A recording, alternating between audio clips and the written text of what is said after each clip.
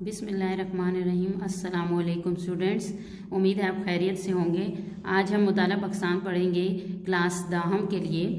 कल जैसे कि आपको पता है कि आपने पिछले लेक्चर में पढ़ा था जुल्फ़िकार अली भुट्टो का ईरा और उनकी इस्लाहात पढ़ी थी, और फिर उसके बाद आपने पढ़ा था ज़ियाउल हक का ईरा और उनकी जो इस्लामाइजेशन के मुतालिक।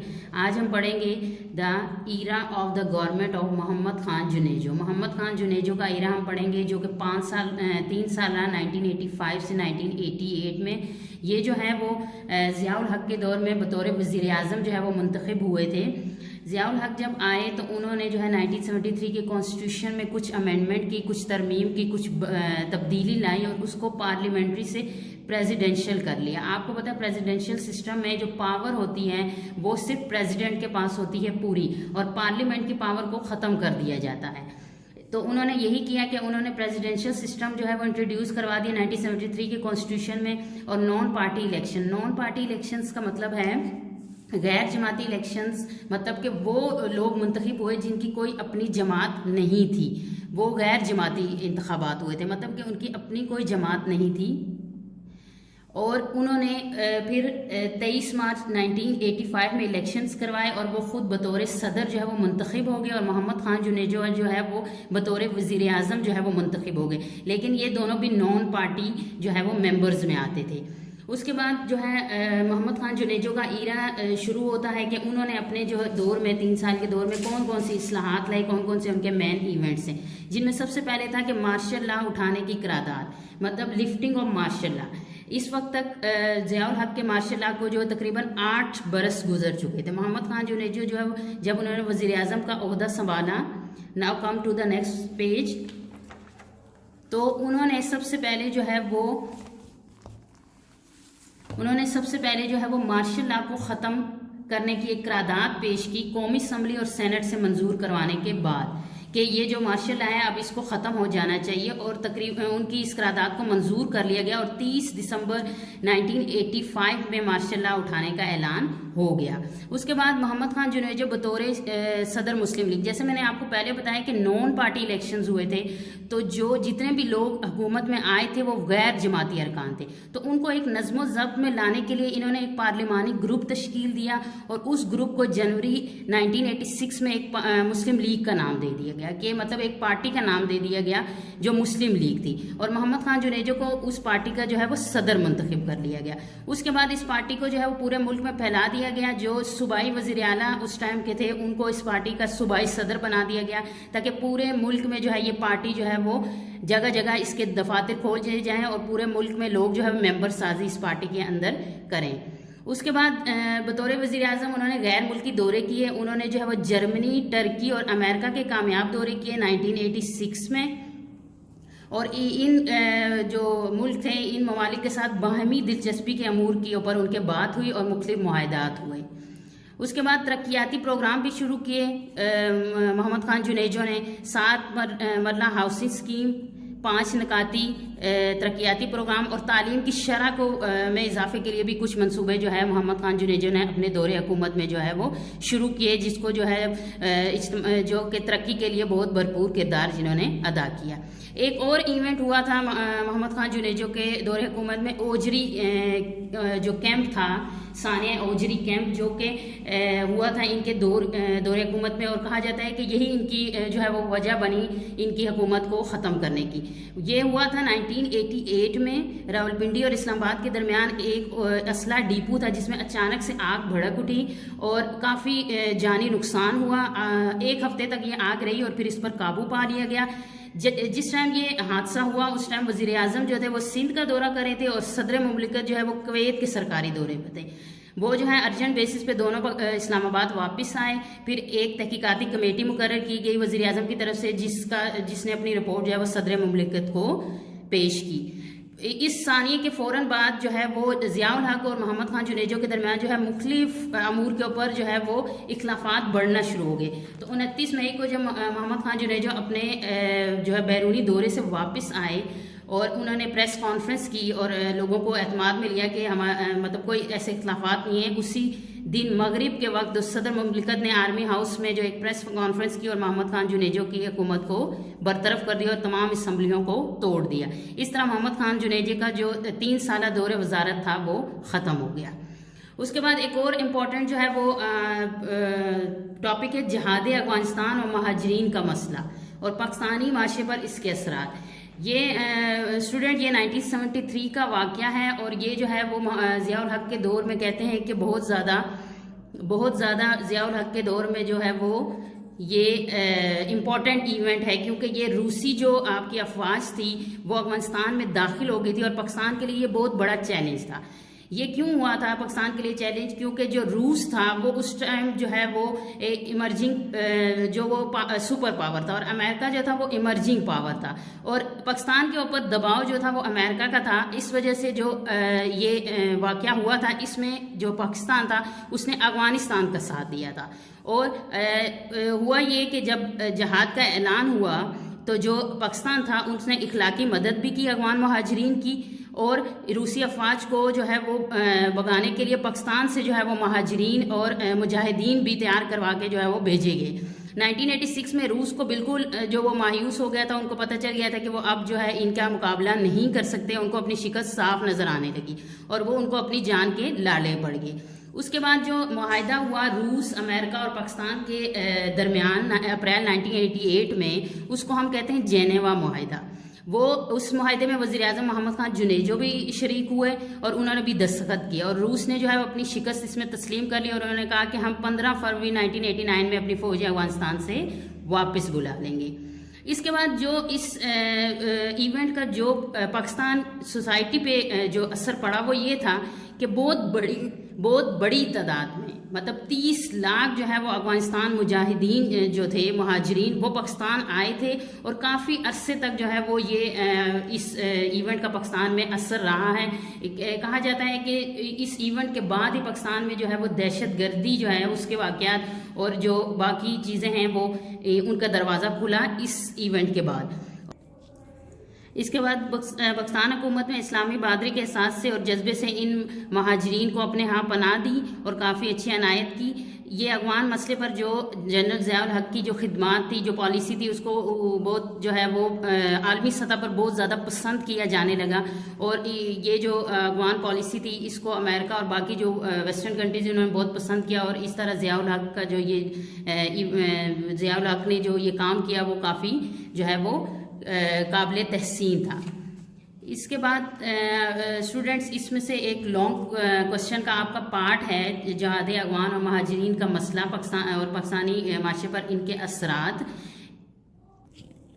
क्वेश्चन नंबर 8 है आपका, जिसका बे पार्ट आपने कल लगाया था। आज आप जिहाद अफगानिस्तान अलिफ पार्ट का जो आंसर है वो आपका पेज नंबर जो है वो 15 पे है। उर्दू वाले स्टूडेंट जो है वो यहाँ से स्टार्ट होगा। ये 3 पॉइंट होंगे, जिहाद का आगाज़, जेनेवा मुआहिदा और पाकिस्तानी माशरे पर इसके असरात। ये पजीराई मिली यहाँ तक होगा आपका इसका आंसर, ठीक है। और इंग्लिश वाले स्टूडेंट जो है आपका भी सेम ही क्वेश्चन है, क्वेश्चन नंबर 8, उसका answer the invention of the Russian forces आप स्टार्ट करेंगे। द बिगनिंग ऑफ जिहाद होगा, जेनेवा अकॉर्ड होगा और इम्पैक्ट ऑन पाकिस्तानी सोसाइटी। ये 3 जो है वो पॉइंट्स जो है इसमें इस लॉन्ग क्वेश्चन के इस पार्ट में आपके होंगे। ये आपने जो है वो इसी तरह एज इट इज़ याद कर लेना है ताकि इसमें से अगर कोई शॉर्ट या MCQs आता है तो आप उसको जो है वो कर सकें।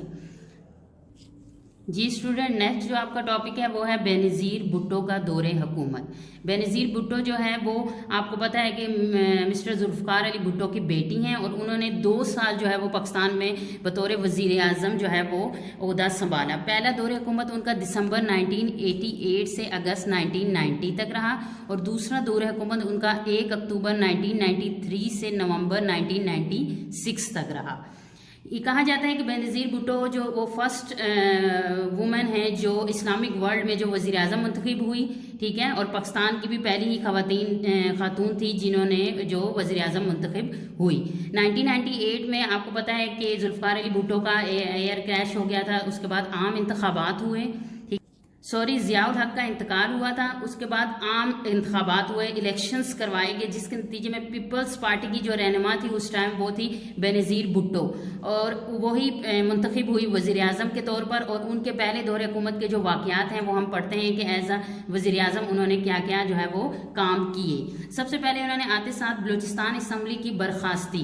बलूचिस्तान असम्बली जो है वो मीर ज़फ़रुल्लाह ख़ान जमाली ने अभी तक एतमाद का वोट नहीं लिया था, उन्होंने उससे पहले ही बलूचिस्तान असम्बली को जो है वो बर्खास्त कर दिया, जो कि बलूचिस्तान असम्बली की तरफ से जब हाई कोर्ट में ये फैसला गया तो इस फैसले को गैर आइनी करार दे दिया गया और दोबारा असम्बली को जो है वो बहाल कर दिया गया।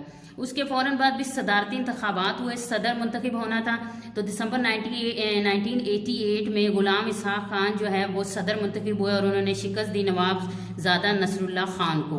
और उनके मतलब बेनज़ीर भुट्टो के दौरे हुकूमत में जो सदर थे वो कौन थे? गुलाम इसहाक खान। उसके बाद दौलत मुश्तरका में दोबारा शमूलियत। दौलत मुश्तरका एक इदारा है, ठीक है, उसमें पाकिस्तान जो वो मेंबरशिप पाकिस्तान की थी, लेकिन जुल्फ़िकार अली भुट्टो के दौर में 1972 में पाकिस्तान जो है वो इस ऑर्गेनाइजेशन, इस जो इंस्टीट्यूट था इससे अलहदा हो गया था।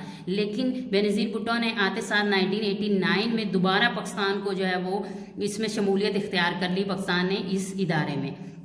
उसके बाद जो उनकी खारजा पॉलिसी थी, बेनज़ीर भुट्टो ने जो अपनी खारजा पॉलिसी अपनाई वो थी महाज आराई के खिलाफ, मतलब कि भारत के साथ जो भी महाज थे उनको ख़त्म करने की पॉलिसी बेनज़ीर भुट्टो ने अपनाई। और उन्होंने चौथी सार कॉन्फ्रेंस में जब वज़ीर आज़म राजीव गांधी जब पाकिस्तान आए तो उन्होंने उनके साथ अच्छे ताल्लुकात कायम करने की पॉलिसी इख्तियार की और उन्होंने उनको कहा कि अमन जो है वो होना चाहिए दोनों ममालिक के दरमियान।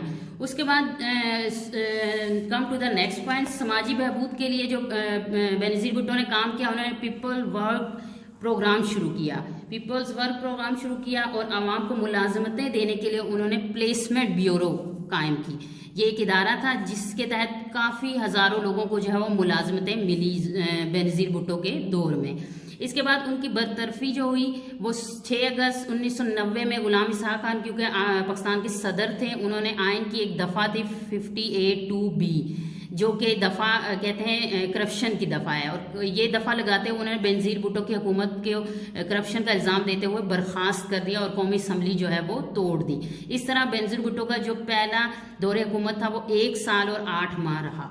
उसके बाद हम दूसरा दौरे हुकूमत पढ़ेंगे बेनज़ीर भुट्टो का, वो अक्टूबर 1993 में इलेक्शंस हुए तो दोबारा वो इलेक्ट हुई बतौर वज़ीर आज़म, और उस वक्त उन्होंने सबसे पहले जो है वो तरक्याती मंसूबों के ऊपर काम किया, जिसमें उन्होंने Karachi highway fly over bridge की तामीर की और लाहौर बाईपास की तामीर, ये दोनों मंसूबे उन्होंने शुरू किए जो कि सक्सेसफुली जो है वो तरक्याती मंसूबे के तौर पर जो है वो कामयाब हो गए। उसके बाद उन्होंने किसानों और ख़वातीन के लिए भी मंसूबे बनाए। किसानों के लिए किसान बैंक कायम कर दिया जिसके ज़रिए किसानों को कर्जे दिए जाते थे, और ट्रैक्टर स्कीम भी, अवामी ट्रैक्टर स्कीम भी शुरू कर दी किसानों के लिए। और ख़वातीन के लिए जो उन्होंने किया वो सेहत और समाजी पॉलिसीज़ थी, और पुलिस स्टेशन और अदालतें भी ख़वातीन के लिए कायम की ताकि उनकी हौसला अफजाई हो। उसके बाद उन्होंने, आपको पता है कि आपने तरक्याती मंसूबे पढ़े हुए हैं, 5 साल तरक्याती मंसूबे बनाए गए। बेनज़ीर भुट्टो ने उस टाइम भी 5 साल तरक्याती मंसूबा बनाए जो कि मुल्क की तरक्की की रफ्तार जो है जिसमें तेज़ हो गई। उसके बाद उन्होंने बैरूनी दौरे भी किए दूसरे दौरे हुकूमत में, जिसमें उन्होंने टर्की और ईरान के साथ अपने ताल्लुकात ठीक किए और उनकी हमायत हासिल की मसले कश्मीर के ऊपर, और काफ़ी शोबों में जो है उन मुल्क के साथ जो है ताउन के कई समझौते किए गए। Come to the next page, Khyber Pakhtunkhwa हुकूमत। खैबर पख्तूनख्वा में उस टाइम मुस्लिम लीग के जो वज़ीर आला थे पीर साबिर शाह, उनको जो है वो उनकी हुकूमत को गिरा के पीपल्स पार्टी के आफ्ताब शेरपाव को जो है वज़ीर आला बना दिया गया बेनज़ीर भुट्टो के दौर में। और दूसरी दफ़ा भी बेनज़ीर भुट्टो की बर्खास्ती जो है वो सैम जो है वो इल्ज़ाम पे हुई 58(2)B की शिक, लेकिन उस टाइम जो आपके वज़ीर आज़म थे, सदर थे, वो थे सदर फारूक अहमद लगारी। उन्होंने भी 58(2)B की दफ़ा लगाते हुए करप्शन के इल्ज़ाम लगाकर जो है वो बेनज़ीर भुट्टो की हुकूमत को बर्खास्त कर दिया। इस तरह दूसरा दौरे हुकूमत जो बेनज़ीर भुट्टो का हुआ था वो 3 साल रहा, और 3 साल उन्होंने काम करने का उनको मौके मिले। ना स्टूडेंट, आप ये जो क्वेश्चन आपका है ये आपका एक्सरसाइज में मौजूद है कि describe the main events of the Benazir Bhutto government. अब आप एक्सरसाइज में अपना क्वेश्चन देखें। क्वेश्चन नंबर जो है वो 6 है। इंग्लिश वाले स्टूडेंट का भी जो है वो 6 है और उर्दू वाले स्टूडेंट का भी 6 है। वज़ीर-ए-आज़म बेनज़ीर भुट्टो के अदवार हुकूमत के अहम वाक़यात बयान करें। तो अभी जो हमने अपना पढ़ा है पेज नंबर 17 जो है और पेज नंबर जो है वो 16, इंग्लिश वाले स्टूडेंट्स आप अगर देख लें कि यहाँ से आप स्टार्ट करेंगे, ये सारे इवेंट्स उसमें आते हैं। ये इस क्वेश्चन में जो है वो एज इट इज़ आपने इनको इसी तरह जो है पॉइंट्स में लिखना है, पहले दौरे हुकूमत और दूसरी दौरे हुकूमत, और ये जो है वो ख़त्म होता है dismissal of the government of Benazir Bhutto, यहाँ तक। ये आपके इवेंट्स बनते हैं 6 इवेंट्स जो है वो पहले के और 6 इवेंट्स ही बाद की। ये क्वेश्चन नंबर जो है वो आपका 7 है। और उर्दू वाले स्टूडेंट्स जो हैं उनका भी सेम यही क्वेश्चन है कि बेनज़ीर भुट्टो का दौरे हुकूमत जो है आप पहले दौरे हुकूमत से शुरू करेंगे, यहाँ से बलूचिस्तान असम्बली, ये सारे पॉइंट्स आप लिखेंगे, बरतरफी, और फिर उसके बाद दूसरा दौरे हुकूमत आप लिखेंगे पेज नंबर जो है वो 18 तक, इसका आंसर होगा आपका। ठीक है, इसमें से आपके शॉर्ट क्वेश्चंस भी आ जाते होते हैं, एमसीक्यूज भी आ जाते होते हैं। कई दफ़ा जो है वो पूछ लेते हैं कि दौलत मुश्तरका में दोबारा शमूलियत किसके दौर में पाकिस्तान ने इख्तियार की, समाजी बहबूद के लिए बेनज़ीर भुट्टो ने क्या काम किए। तो इस क्वेश्चन को आपने बहुत अच्छे से याद करना है ताकि आपके शॉर्ट क्वेश्चन और एमसीक्यूज भी अटैम्प्ट हो जाएं। अब आपका नेक्स्ट टॉपिक क्या, मियां मोहम्मद नवाज शरीफ का दौरे हुकूमत। मियां मोहम्मद नवाज शरीफ जो थे उन्होंने भी 2 टर्म में जो है वो वज़ीर-ए-आज़म बने, वो नवंबर 1990 से जुलाई 1993 में, और दूसरा उनका दौरे हुकूमत जो था वो फरवरी 1997 से अक्टूबर 1999 में। मियां मोहम्मद नवाज शरीफ जब वज़ीर-ए-आज़म का हल्फ उठाया तो उन्होंने सबसे पहले जिस पॉलिसी का ऐलान किया वो थी ज़री पॉलिसी। ठीक है, एग्रीकल्चर पॉलिसी का ऐलान किया। ज़री पॉलिसी का ऐलान करते हुए उन्होंने किसानों की हालत को ठीक करते हुए एक ज़री पॉलिसी का ऐलान किया और उसके लिए 10 करोड़ पे जो थे वो मुख्तस कर दिए उस पॉलिसी के लिए, ताकि किसानों की हालत जो है वो बेहतर हो सके। उसके बाद उन्होंने ज़री कमीशन का क़याम किया, उस प्राइवेटाइजेशन कमीशन। अब मैं आपको बताती हूँ कि प्राइवेटाइजेशन नजकारी कमीशन होता क्या है। आपने पहले एक टर्म पढ़ी थी नेशनलाइजेशन, कौमियाना, ये उसके ऑपोजिट टर्म है प्राइवेटाइजेशन। मतलब कि नेशनलाइजेशन में था कि गवर्नमेंट हर इदारे को अपने अंडर ले लेती है, और प्राइवेटाइजेशन में होता है कि गवर्नमेंट जो है वो गवर्नमेंट के जो इदारे हैं उनको बेच दे और किसी प्राइवेट कंपनी के जो है वो हवाले कर दे। यही काम जो है वो नवाज शरीफ ने किया कि नजगारी कमीशन का क़याम कर दिया उन्हें 1991 में, जिसमें उन्होंने सरकारी बैंक और मालियाती इदारे जो थे जो गवर्नमेंट के अंदर थे उनमें कुछ जो है वो तब्दीली लाई, कुछ इस्लाहात लाई, और प्राइवेट जो बैंक्स थे उनकी बहुत हौसला अफजाई की कि जो प्राइवेट बैंक्स होने चाहिए। जिससे हुआ ये कि नजगारी कमीशन से हुआ ये कि कई ऐसे बैंक्स और इदारे थे जो गवर्नमेंट के अंडर थे वो बेच दिए गए, और जो मुस्बत जो कौमी खजाना था उस पर बहुत मुस्बत असरात मुरतब हुए। उसके बाद सूबों का पानी का मसला चल रहा था। चारों सूबों में दरे सिंध के पानी के ऊपर एक तनाज़ा चल रहा था। जब नवाज शरीफ आए उन्होंने चारों सूबों के साथ मुआहिदा करते हुए पानी का जो तकसीम का तनाज़ा था उसको हल कर दिया, और उन चारों जो सूबे हैं इनके दरमियान एक मुआहिदा तय पाया। उसके बाद बैतुल माल का क़याम एक सदारती ऑर्डिनेंस के जरिए उन्होंने बैतुल माल एक इदारा है जिसमें जो आपके अभी भी ये इदारा मौजूद है, जिसमें आपके जो गरीब लोग हैं जो नहीं अफोर्ड कर सकते उनको ये इदारा जो है वो एजुकेशन में भी उन स्टूडेंट्स को मदद देता है और वैसे भी गरीब लोगों की जो है वो माली मदद करता है। तो ये नवाज शरीफ ने अपने दौर में शुरू किया था 1992 में।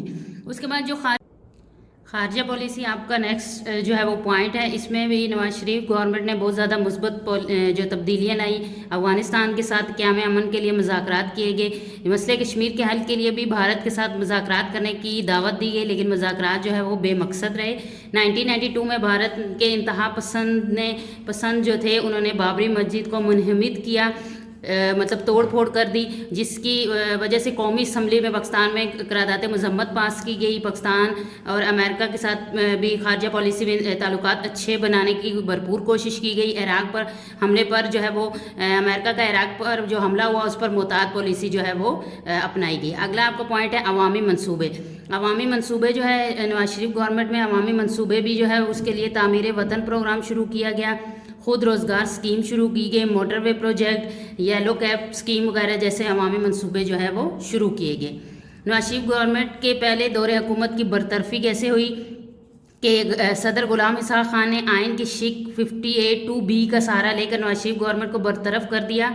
लेकिन ये जो हुकूमत अभी 2.5 साल चली थी, लेकिन ये चीज़ जब सुप्रीम कोर्ट में गई तो इस हुकूमत को दोबारा बहाल कर दिया गया और गुलाम इसहाक खान के इस जो इल्ज़ाम को उसको मुस्तरद कर दिया गया और गैर आइनी करार दिया गया। और फिर नवाज शरीफ ने खुद ही, क्योंकि गुलाम इसहाक खान और नवाज शरीफ के इख्तिलाफात बहुत शिद्दत इख्तियार कर रहे थे, खुद ही वजारत उज़्मा से इस्तीफ़ा दे दिया। इसके बाद गुलाम इसहाक खान ने भी अपनी सदारत जो है वो छोड़ दी। Now come to next page. मियां मोहम्मद नवाज शरीफ का दूसरा दौरे हुकूमत। दूसरा दौरे हुकूमत में उन्होंने जो उनके ऑलरेडी फ़ारूक अहमद लगारी और जस्टिस सजाद अली शाह के साथ जो है वो इख्तिलाफात चल रहे थे। जब ये हुकूमत में आए नवाज शरीफ तो उन दोनों ने जो है वो अपने इस्तीफ़े से जो है वो अपने इस्तीफ़े को उसको छोड़ दिया और इस्तीफ़ा दे दिया। और उनकी जगह जो है वो जब जस्टिस सजाद अली शाह ने इस्तीफ़ा दिया तो फ़ारूक अहमद लगारी भी अपनी सदारत से मुस्ताफ़ी हो गए। उसके फ़ौरन बाद रफ़ीक तारड़ जो थे उनको बतौर सदर मुंतखब किया गया आफ्ताब शाबान मेरानी के मुकाबले में, और वो सदर पाकिस्तान बन गए 1997 में। उसके बाद तीसरी जो मुहिम स्टार्ट हुई वो कर्ज उतारो मुल्क संवारो, क्योंकि मुल्क को इक़्तिसादी सूरत हाल देखते हुए IMF से जो है वो बजट की मंजूरी के लिए कर्जा लिया गया। इस कर्जे को उतारने के लिए नवाज शरीफ ने पूरे मुल्क से कर्ज उतारो मुल्क संवारो मुहिम का आगाज़ किया और पूरे मुल्क से जो है वो अपील की कि वो कर्जा हुस्ना दे, जिससे भारी रकम जो है वो मुल्की ख़जाने में जमा हो गई। गैर ममालिक में जो मुकीम पाकिस्तानी थे उनको भी वोट का हक दिया गया ताकि वो वहाँ से रहकर पाकिस्तान के मसाइल और मामलात के ऊपर दिलचस्पी पैदा कर सकें। फ्लोर क्रॉसिंग पर पाबंदी 1973 के आइन में की 4वीं तरमीम करते हुए उन्होंने कहा कि जो अरकान जो है वो फ्लोर क्रॉसिंग करेगा। फ्लोर क्रॉसिंग का मतलब कि अगर किसी कौमी असम्बली में किसी चीज़ के लिए एतमाद का वोट चाहिए होगा किसी पार्टी को, और कोई पार्टी एक पार्टी का मेंबर दूसरी पार्टी को एतमाद का वोट देगा, तो ये चीज़ जो है वो इसको ख़त्म कर दिया गया कि एक पार्टी का मेंबर अपनी पार्टी को ही एतमाद का वोट दे सकता है, वो दूसरी पार्टी को एतमाद का वोट नहीं दे सकता। नाफरमानी की सूरत में उसको पार्टी से खारिज कर दिया जाएगा। 1998 की मरदमशुमारी भी नवाज शरीफ के ही दौरे हुकूमत में हुई और इसमें आबादी जो है 13 करोड़ अफराद से ज़ाहिद थी। उसके बाद नई तालीमी पॉलिसी भी उन्होंने बनाई। नई तालीमी पॉलिसी के तहत उन्होंने नई तालीमी स्कूल खोलने का अज़म जो है वो किया। लाहौर इस्लामाबाद मोटरवे, ये जनूबी एशिया की तवील तरीन मोटरवे है लाहौर इस्लामाबाद। ये भी नवाज शरीफ के पहले दौरे हुकूमत में जो है ये मनसूबा शुरू हुआ और इसकी तकमील दूसरे दौरे हुकूमत में हुई और 1998 में नवाज शरीफ ने खुद जो है इसका इफ्तिताह किया। 1973 के आइन में से 58(2)B की शिक का खात्मा, ये वही शिक थी जिसके तहत जो है गुलाम इसहाक खान बेनज़ीर और नवाज शरीफ की हुकूमत को बरतरफ करते थे। इस शिक को जो है वो निकालने के लिए जो है वो 1973 के आइन की इस शिक को निकालने के लिए हस्ब इख्तिलाफात मतलब कि अपोजिशन पार्टी के साथ मिलकर जो है कौमी असम्बली में जो है वो इस चीज़ को ख़त्म किया गया और ये तरमीम जो है वो ये शिक जो है वो ख़त्म हो गई। एटमी धमाके 28 मई 1998 नवाज शरीफ के दौर में पाकिस्तान जो है वो एटमी ताकत बना और वो दुनिया का जो है वो 7वां एटमी कुव्वत बन गई और मुस्लिम दुनिया का पहला मुल्क बनकर उभरा। ऐलान लाहौर 1999 में जो वज़ीर आज़म अटल बिहारी वाजपेयी थे वो भारतीय वज़ीर आज़म वो खैर सगाली का पैगाम लेकर आए और मियां मोहम्मद नवाज शरीफ ने उनका बहुत इस्तकबाल किया। वाघा बॉर्डर पे दोनों लीडरों के दरमियान मामूली ताल्लुकात पर जो है वो बातचीत हुई कई इक़दाम पर और एक अलमिये पर साइन हुए जिसको हम ऐलान लाहौर कहते हैं। Now come to the next page. वापटा में फ़ौज की आमद 1999 में ही वापटा में एक तो करप्शन को ख़त्म करने और बढ़ती हुई लोड शेडिंग को ख़त्म करने के लिए उन्होंने वापटा में जो है वो फ़ौज को दाखिल कर दिया ताकि हौसला अफज़ जो है नताइज बरामद हो। कारगिल पर रश्कशी, ये भी एक जंग थी 1999 में भारत और पाकिस्तान के दरमियान हुई थी कारगिल की जंग। इसमें सदर बिल क्लिंटन के कहने पर जो है पाकिस्तानी अफवाज को वापस बुला लिया गया और ये जंग बंदी जो है वो हो गई। नवाज शरीफ गवर्नमेंट का खात्मा 12 अक्टूबर 1999 में जनरल परवेज़ मुशर्रफ ने जो है वो इसी कारगिल की जंग के बाद जो है वो नवाज शरीफ की जमहूरी हुकूमत का तख्ता उलट दिया और उन पर त्यारा अगवा केस जो है लगाकर उनको नाअहल करार दे दिया और जुर्माना और कैद की सज़ा दी। लेकिन सऊदी गवर्नमेंट की मुदाखलत से उनको जला वतन करके सऊदीया जो है वो भेज दिया गया। ये जो आपके हमने अभी पढ़े हैं नवाज शरीफ वाला क्वेश्चन, बेनज़ीर वाला क्वेश्चन, ये आपका दोनों जो है वो लॉन्ग क्वेश्चन में जो है वो कवर हो रहे हैं। ये आप देख सकते हैं बेनज़ीर भुट्टो का जो आपका सवाल है वो यहाँ से शुरू होगा। पहला दौरे हुकूमत भी आप करेंगे और आप दूसरा दौरे हुकूमत भी करेंगे। ये यहाँ तक होगा। फिर इसी तरह नवाज शरीफ का जो दौरे हुकूमत है ये भी आप यहाँ से स्टार्ट करेंगे। ये इसका पहला दौरे हुकूमत के भी अहम वाक़यात आएंगे, ये सारे आपने करने हैं इसी तरह। और दूसरे दौरे हुकूमत के भी यहाँ तक ख़ात्मे तक आपने करने हैं। जो आपका क्वेश्चन एक्सरसाइज में मौजूद नहीं है वो है मोहम्मद खान जुनेजो का दौरे हुकूमत, वो ये रहा। इसके जो है वो नोट्स आपको प्रोवाइड कर दिए जाएंगे। इसमें से मैंने शॉर्ट क्वेश्चन आंसर बना दिए हैं जो भी पॉसिबल थे। जो आपको रीडिंग के दौरान लगे आप उनको भी याद कर लीजिएगा for MCQs and for short question answer. उम्मीद है आपको ये जो है वो लेक्चर समझ आया होगा। जैसा कि मैंने उर्दू के स्टूडेंट्स को बताए हैं क्वेश्चन के आंसर, ऐसे ही इंग्लिश के स्टूडेंट्स के भी जो है वो बुक में ऐसे ही क्वेश्चन है, यही हेडिंग्स हैं सेम। और आपने भी ये इसी तरह पूरे नवाज शरीफ और बेनज़ीर का पूरा ईरा करना है। और ये जहाद अगवान मतलब जहाद अगवान और रिफ्यूजीज़ प्रॉब्लम भी आपका इसी तरह 3 हेडिंग्स में मौजूद है। उम्मीद है आपको ये लेक्चर समझ आया होगा। अपना ख्याल रखिएगा। जज़ाकल्लाह खैर।